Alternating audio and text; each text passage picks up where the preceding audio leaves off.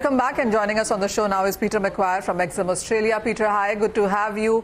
Let's start with the way the crude prices really have been trading. A near 3-year highs. We are back above $77 for Brent.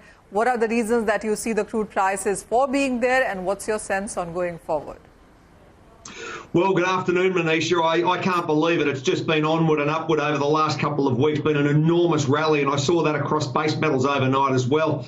You know, we've got the China, they pumped 17 billion into the Evergrande concerns. We've got massive issues as far as inflation story. We've got supply issues. I've made some notes there as far as what the CEO of Vitol, he sees winter prices jumping above 80, Manisha. This isn't a good sign for the consumer. I'm not sure how that plays into from a supply side, but certainly from the consumer, they're really going to have a very tough couple of months ahead of them. So that's how it looks. And that's not a good sign, I think, for overall economic conditions. Peter, are you looking at 80? We're not too far away from there, but are you putting out some forecasts now?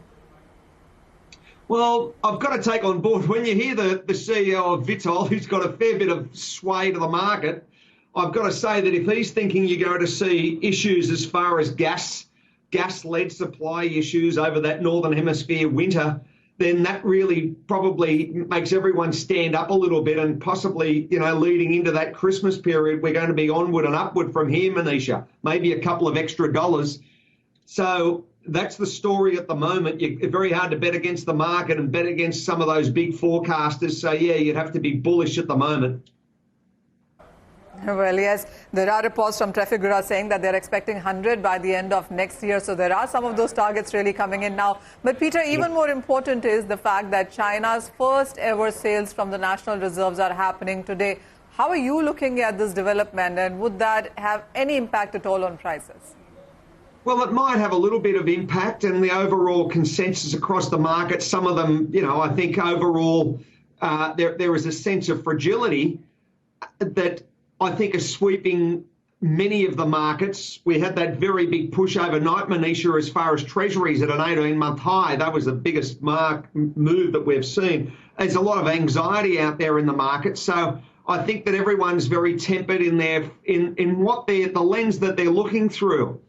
And the 30-day grace period for Evergrande doesn't mean that it's gone away. It just means in 30 days' time they've got to deliver upon that target. So that again creates uncertainty, and I think that creates, in a lot of ways, Manisha, the fragility of the market at the moment.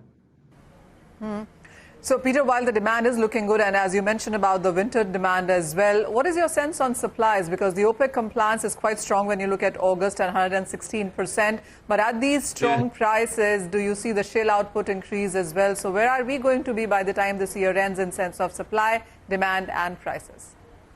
Well, I don't think you're going to have any trouble with supply. I think the compliance issue there, and I feel as though as it creeps up, you've got to say $73 a barrel.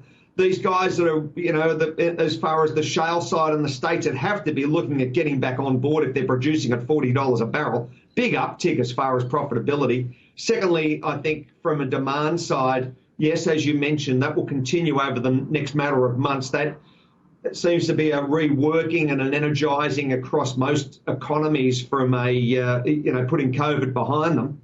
And then from a price perspective, you know, maybe you've got to be looking above 80 over the short run. Let's just see what happens. But at the moment, it seems to be onward and upward with an inflation story, and that really impacts, again, crude oil prices.